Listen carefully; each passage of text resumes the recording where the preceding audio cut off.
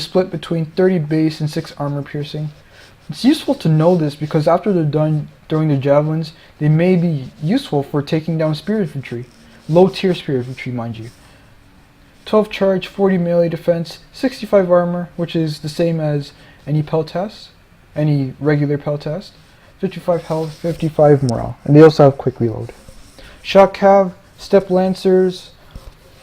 One or two other nomadic factions will have step lancers. They're the lowest lancer unit. They're the cheapest and lowest tier lancer unit you can get. 34 melee attack, 25 weapon damage, 10 bonus versus large, 51 charge, 16 melee defense, 10 armor, 70 health, 35 morale. Now you want to use these guys not frontally, but more on the rear of infantry with low armor. And the reason is these guys have low armor themselves. They have 10. You charge them frontally into skirmishers. If you're going up against hoplites, that's probably not a good idea. If you're going up against sword units with javelins, that's a terrible idea. So yeah, you want to use these guys on the rear of your opponent, as with any shock cav. However, these guys are more important because they have low armor. Now, we go jump over to melee cav, and this is why step spearmen are quite useful for the Cimmerians. All they have is citizen cav. You jump over to missile cav. Again, noble horse archers are quite strong in melee. However, no missile cav will have a bonus versus large or bonus versus infantry, and that's kind of why you might want to bring a unit, one of these, maybe two if you have that much money. However, if you have 380, I'd probably suggest you invest into either step archers or militia hoplites. Anyway, citizen cav is their only melee cav. Step horse archers are like the horse skirmishers. 40 missile damage, 125 range, 6 shots per minute, 10 armor, 70 health, 30 more. Armored horse archers, which are the nomadic version of the eastern armored horse archers. Same missile damage. They're only slightly better in melee and have more armor and health and morale. They also have precision shot. All three of these will have heavy shot, and I've mentioned this before. Heavy shot is probably the most useful ammunition that you can use because it does more damage to units, and that's what you want. You want your units to do the most damage possible, because at the end of the day, it's not about accuracy. When you're skirmishing a main line, whether it be swords or spears, it does come down to accuracy and reload when you're facing other skirmishers, but when it comes to infantry, it's damage. The reason being is because sword units, besides peltasts, spears, and units like that, can't fire back unless they're in optimal range, which is 80. Our armored horse archers, or any missile cav that puts on a heavy shot, they'll have 110 range instead of 125, but they'll have 46 missile damage, and it's not armor piercing, it's just base damage. Field artillery and fixed artillery is the same. These guys go with the Greek version, however they do not have the Greek beehive onager. Strengths and weaknesses. Strengths lie in their many missile infantry, preferably their heavy archers and picked peltasts. They also have they're just really strong when it comes to skirmishing cav and just skirmishing units as a whole. In the trailer that they were revealed in, each faction had their strengths and weaknesses portrayed in them. Pergamon had good shock cav, Colchis had good hoplites, and Cimmeria had good skirmishers. Cimmeria does have good skirmishers, however their weakness lies in their melee capabilities. And when it comes to cavalry. You see, Cimmerian noble infantry are pretty good for defending, and then hoplites are always good for defending. However, Hoputes do die eventually. Like, they probably won't win against a legionary. Young axes are, as with any axe unit, are more efficient when they're hitting the rear of an armored unit. They probably still would lose against a good legionary unit. Melee cav is citizen cav, regular for Greeks. Step lancers are weak, and yeah, that's about it. So you just have to try to play a skirmisher game where if you're going up against enemy horse skirmishers, whether it be bows or javelins, you have to make sure that you have better, not only better skirmishers, but make sure that they stay alive. Because even when these guys are done firing, they're still melee capable, just not that well against other cav, or even elephants for that matter. Alright, we're moving over to Colchis. Colchis is, as I mentioned, a Greek and Eastern faction. Their generals are Noble Blood Cav, which I've gone over, Colchian Nobles, which are their I don't even want to say they're their best. Well, they are the best Hopute unit that they can field, obviously. They're not like other high tier Hopute units. And the reason why is because they sacrifice melee attack for melee defense and armor. Well, for their price anyway. 34 melee attack, which I believe is yes, it is the same as a regular Hopute. 30 weapon damage, 15 bonus versus large, 21 charge, 64 melee defense, 105 armor, 105 armor, 65 health, 70 morale. They cost 980, and they have expert charge defense.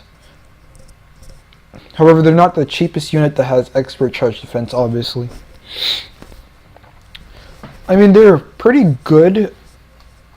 They're a pretty good unit for their price, but when you go up against Oathsworn, these guys will probably lose pretty quickly. They'll probably lose as fast as, well, not as fast as a Hopute because they have expert charge defense, but they'll die quicker than maybe Cartly Axemen. Anyway, melee infantry, I've gone over these three units. Spear infantry, I've gone over Eastern Spearmen, Hoputes, and now Colchian Nobles. Missile infantry is all the same for an Eastern faction. They also have Peltas, which are Greek. Hippeus Lancers are their only shock cav. Melee cav, Citizen cav, and Noble Blood cav. Missile cav is horse skirmishers and horse archers. And their field artillery is limited to 3, and fixed artillery is limited to 2. Strengths of this faction: they have a cost-effective Hopute. They have Cartly Axemen, which you can put behind the Hoputes, obviously. Yeah, and they just have the regular Axemen and Hopute build, or roster. Weaknesses rely on their... You'll probably be relying more on Cartly Axemen than Colchian Nobles because they have better melee attack but less weapon damage. You do not have a higher tier missile infantry unit, so you'll probably lose in some missile engagements against other factions, like even Pergamon, as I'm going to go into. Their melee cav is limited. Like, it's a pretty good, how should I say this? It's pretty good for their roster. However, it's not like other Eastern factions. Like, it's definitely not like Armenia or Parthia. So what I'm saying is that they lack in high tier melee cav and missile cav. Their missile cav is definitely lacking. But that's about it with these guys. Nothing really special about them like Cimmeria. They just have a cost-effective Hopute unit and Cartly Axemen. Jump over to Pergamon. I misspelled Pergamon again. I have to go fix that. Give me 1 minute.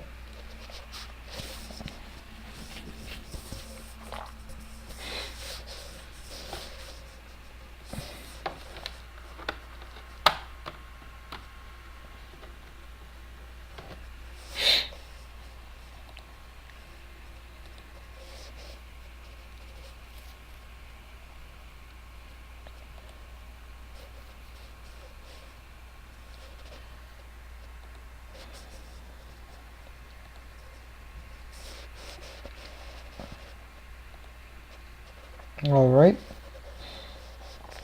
Now, going back into Pergamon. Pergamon is a mix between Greek and Galatia. They only have 2 Galatian units. The rest of their units are based off of Macedon.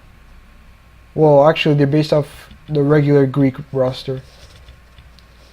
As I mentioned slightly before, their faction in the reveal trailer, it was revealed that their strength lies in their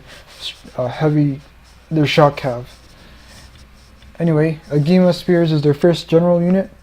They're an upgraded version of Therial spears for sure. They're stronger in combat for sure. They have expert charge defense, even though they have 80 armor, and they can form square as well. 32 melee attack, 29 weapon damage, 20 bonus versus large, 28 charge, 59 melee defense, 80 armor, 55 health, 65 morale. You can use these guys in conjunction with pikemen, as you can with javelins, but you can use these guys more for the flanks of pikemen to protect their flanks, or you can use them behind them and then use hoplites for their flanks. A very nice unit, quite versatile too. Throw javelins against cav infantry, weaken their models.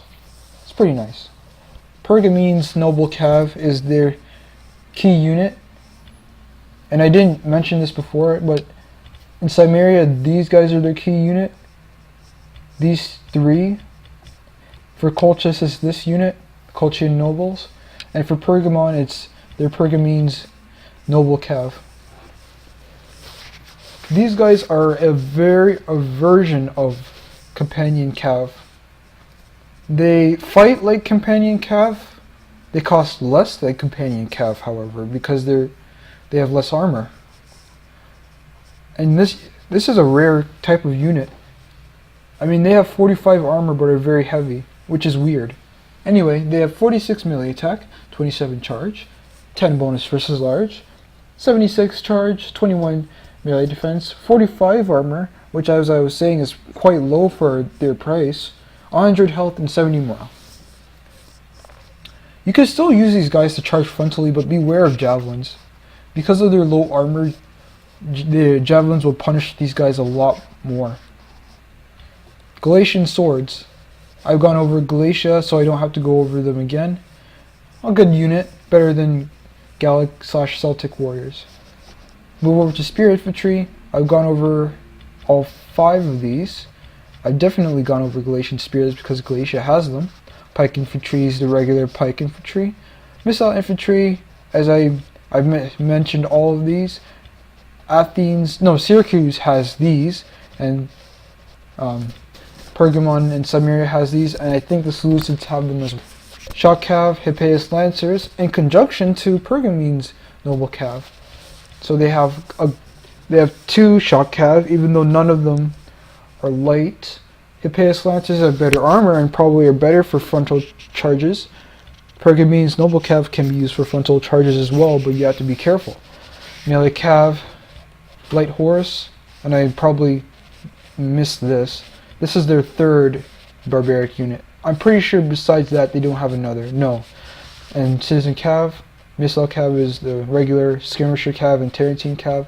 Greek scorpion, ballista, onager, and heavy onager for the field artillery, and fixed artillery is the same.